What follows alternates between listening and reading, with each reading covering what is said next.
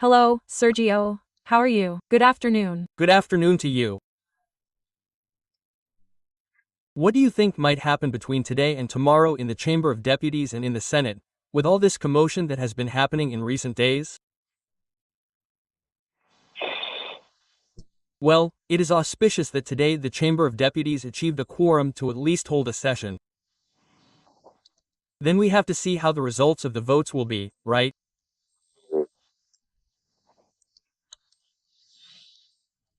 These assistances to provincial governments by the executive branch, especially the erratic behavior of some legislators.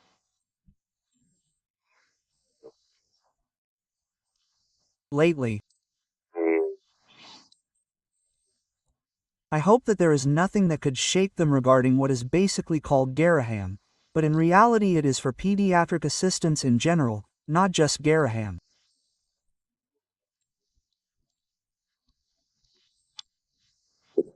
Agarium has it as a priority, but there are other entities that care for children across the country and that are funded, like most of the public health system, by this government. And regarding the issue of universities, which will be called in a little while, we are going to go downstairs to be at the rally with university students and the entire community, right? I understand. Sometimes I hear the comments, or I read the comments of those who are in favor of this government and, well, they argue and, this has instilled in their heads this idea of spending and that no more can be spent. What no one says is what they are doing with the money they saved or with the money they don't pay anyone. This and that is one and the other. They put together an economic program where they are going to collect less and less because people consume less and less, because there are no sales, because industries are closing, because there is only imports and no national manufacturing. So it's a downward spiral or a vicious circle, not a virtuous one.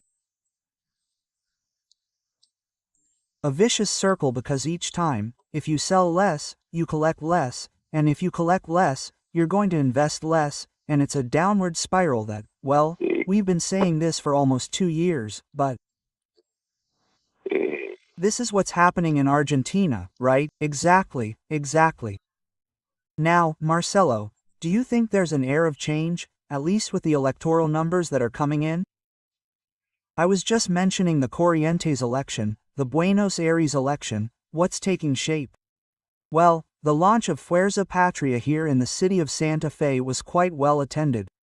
The same thing is happening. I saw some social media or some posts on social media from Carantep, the candidate for deputy of Santa Fe, who is in the south of the province, also with a large turnout.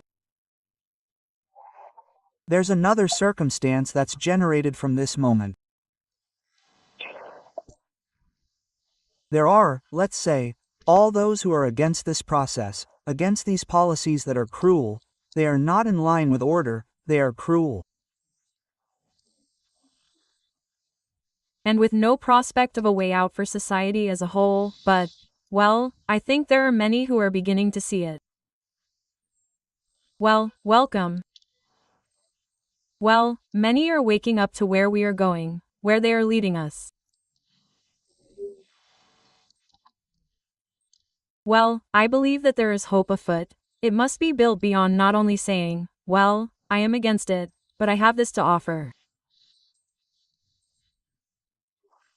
So, I think that is the greatest challenge. It is true that this is a legislative issue, right?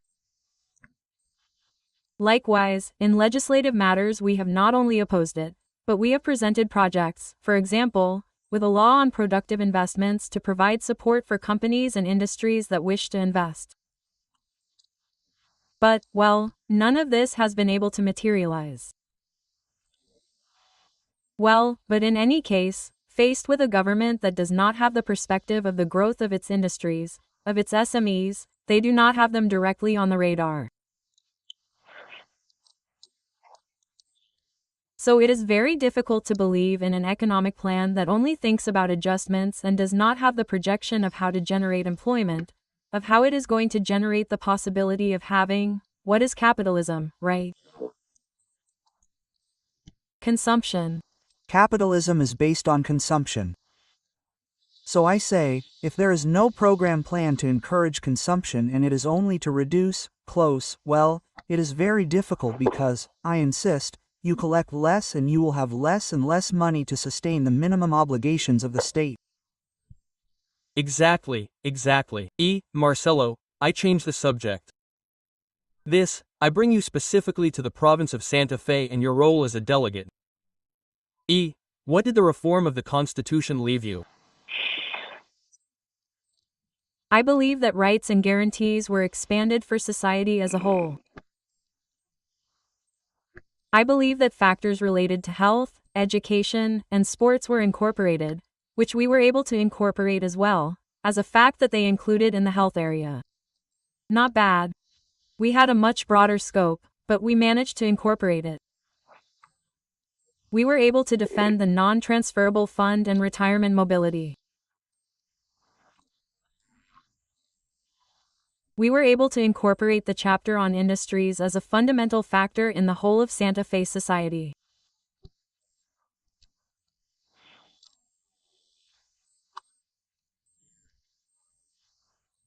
And I believe that what remains for us, and we voted almost the entire chapter against, is the most complicated and worrying issue, the issue of justice.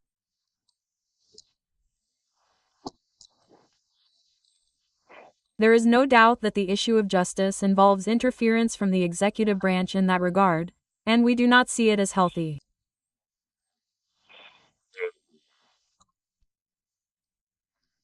There are also many doubts about how the issue of municipal autonomy will continue, how it will function based on a complementary law, and most importantly, what is delegated, but fundamentally with what money.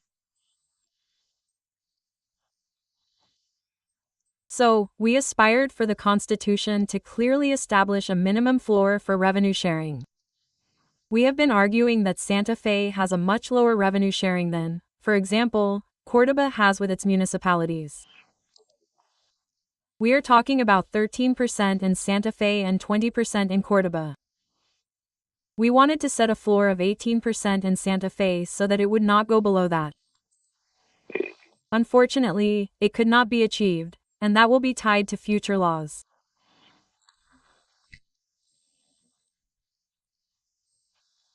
Well, what cannot be left unresolved is that municipalities set rates and impose greater tax pressure on all citizens.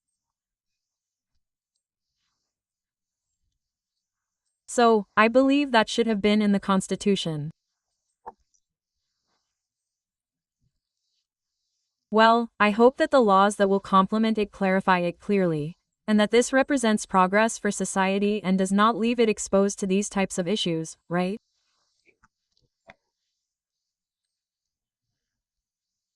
To a higher tax burden, to very different rules from one municipality to another, where one adheres and greets and votes, of course, in favor of municipal autonomy. But neither should it remain as watertight compartments, right? Where suddenly this with neighboring cities has very different rules. No, it is not clearly understood. It is like a feeling that is quite shared from the point of view of, those who were convention members from the opposition, not from the ruling party, but from the opposition. It is like, yes, it is true, we included law, but we could have included more and we lacked that opportunity and we stopped there. It is like I hear this quite often, I reiterate, from those who were convention members from the opposition. It is more or less what you just said, Marcelo. Yes. There are things that were much more complete in order to develop them a little more. It is true that the Constitution must also provide a framework, right? That must be complemented with laws, but fundamentally it must be completed with state policies. Well, I can say that there is a right to health and education, and then if I fund public education and healthcare services, well, this really doesn't cover them at all. Well, I can say the Constitution, but I'm not complying with that Constitution when I don't do what's right for that constitutional framework to be put into practice. Exactly. As a final question, Marcelo, I'll go back to something I just mentioned. How did you feel about the launch of Fuerza Patria here in Santa Fe? Well, it was a night of great enthusiasm, great color. I think the triumph in the province of Buenos Aires has motivated the militants, motivated them and given them a glimmer of hope. Many people who stop you on the street and say, Marcelo, do something, you have to do something, this can't go on. This, and well, they want to hold on to the hope that this can change and that someone has a different discourse, a different idea, a different music, because today a large part of society is suffering the consequences. Even many of those who voted for my law are finding not only anger, but also saying, well, let's change, let's see what happens with a new one. And well, they realize that, history repeats itself.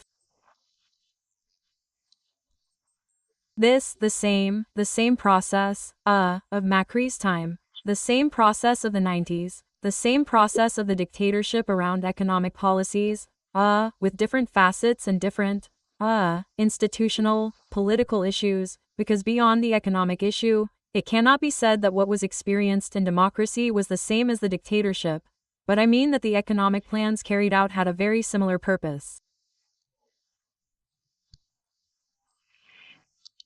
So, I think that those who experienced it and didn't remember it or didn't analyze it or thought it was different, well, they realize that this is the same thing. Opening up imports, destruction of national industry, no presence of the state in key places where it can't ignore it. Well, this is what's happening, and unfortunately I think that today Fuerza Patria, today, I agree with the government, right? Today it's hard to find a middle ground. Here with this outline of what Governor Polero proposes regarding the United Provinces, well, the province of Santa Fe. We've been saying this for a long time, I'll put my law in a different way.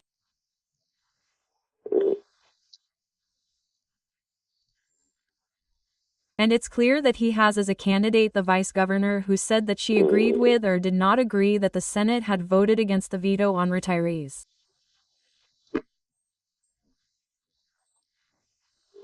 Well, they think the same, and in many cases in the province of Santa Fe they are applying the same recipe. So, today there are two paths. Either you are with my law or you are with Fuerza Patria.